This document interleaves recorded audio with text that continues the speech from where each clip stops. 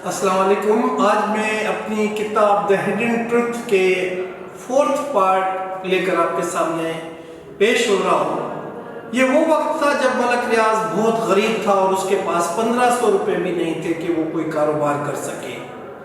Military engineering service Rawalpindi में एक 1500 रुपये का कॉन्ट्रैक्ट निकला तो उसने अपने एक दोस्त से मदद मांगी। वो दोस्त इसका बहुत अच्छा दोस्त था। वो मलक रियाज की काबिलियत, जहानत और उसकी मेहनत को अच्छी तरह जानता था और उसे पता था कि एक दिन मलक रियाज इस मुल्क का बहुत बड़ा आदमी बनेगा।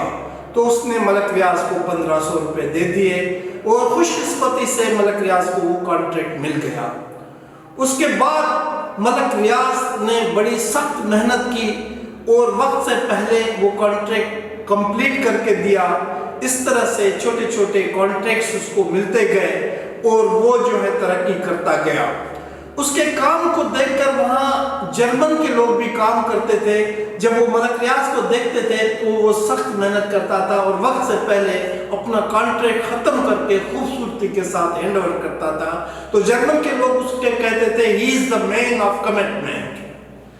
फिर आस्ते आस्ते मलक रियाज की शोहरत ऊपर जाने लगी और इस तरह नेवी के एक अदारे बहरिया फाउंडेशन ने उसको 2 बड़ी ऑफर्स दी कि वो 2 बड़े प्रोजेक्ट्स हाउसिंग के रावलपिंडी में बनाए और मलक रियाज ने वो कबूल कर लिए। और उसके बाद मलक रियाज ने वो इतनी शानदार तरीके से बनाए कि दुनिया अंगश बदंदा रह गई कि मलक रियाज ने कमाल के वो प्रोजेक्ट बनाए, जिसकी वजह से मलक रियाज की भी खुशहाली शुरू हो गई और ये उसकी जिंदगी का टर्निंग पॉइंट था। इस तरह से मलक रियाज हजारपति से लखपति, लखपति से करोड़पति, करोड़पति से जो है अरबपति बन गया। और वो जो है इतना बिजी हो गया कि वो अपने मोहसिन दोस्त को भी जो है भुला बैठा वक्ती तौर पर।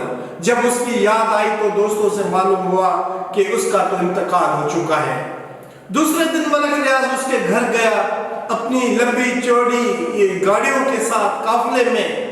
और जब वो उनके मोहल्ले में पहुंचा तो उनका मोहल्ला बहुत ही गरीब था और लोगों ने जब लंबी लंबी गाड़ियां, चमकती दमकती गाड़ियां देखी तो वो हैरान रह गए कि उनके गरीब इलाके में ये इतनी बड़ी हस्ती कौन सी आ गई। फिर मलक रियाज जो है अपने दोस्त के घर दरवाजा खटकाया तो उसका बेटा बाहर निकल आया तो वो उसको पहचान नहीं सका। मलक रियाज ने कहा बेटा मैं तुम्हारा मामू हूँ। और मलक रियाज अंदर आ गया और मलक रियाज जो है अपनी दोस्त की बीवी को अच्छी तरह से जानता था। वो मलक रियाज ने उसके सर पर हाथ रखा, दोनों ने गिला शिकवे किए, दुख बांटे और मलक रियाज ने कहा कि मैं शर्मिंदा हूँ कि मैं अपने दोस्त को भूल गया था। आज जो कुछ भी हूँ मैं अपने उस अजीम दोस्त के बदौलत हूँ।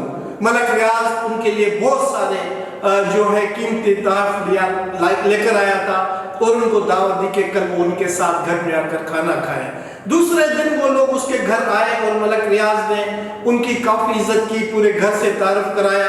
उसके बाद मलक रियाज उनको रावलपिंडी में एक पोश इलाके में लेकर गया और उनके लिए एक खूबसूरत और इंतहाई शानदार मकान उसको फर्निश कराकर उनकी चाबियां दी और उसके साथ एक नई गाड़ी खरीदकर उसकी भी चाबी दी। और फिर उसने उनके 2 बेटों को जो है बहरिया टाउन में जो है बड़ी नौकरियां दी और उनके अकाउंट्स में जो है करोड़ों रुपए जो है डलवा दिए।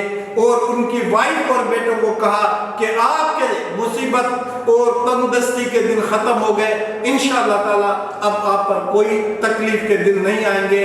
आपका भाई जो है जिंदा है, आपका अंकल जिंदा है और इंशाअल्लाह ताला जो भी कुछ मैं आपके लिए कर सकता हूँ करूँगा। तो मलक रियाज की ये खासियत है कि वो दोस्तों का दोस्त है और कभी एहसान करने वालों को भूलता नहीं है। तो इस तरह ये कहानी यहाँ अब खत्म नहीं होती। इस किताब के अंदर द हिडन ट्रुथ के अंदर ऐसी कई कहानियां मौजूद हैं। तो आपको ये भी तजस्सुस होगा कि वो कौन सी शख्सियत थी जिसने मलक रियाज की मदद की। तो ये आप मेरी किताब द हिडन ट्रुथ जब आपके हाथ में आएगी तो आपको ये भी पता पड़ जाएगा। इंशाअल्लाह ताला बहुत जल्द आपसे मिलते हैं। نیکسٹ 5th ایپیسوڈ میں انشاءاللہ تعالیٰ آپ کو مزید معلومات ملے گی ہمارے ملک کے اس عظیم لیڈر کے بارے میں. Thank you very much. خدا حافظ.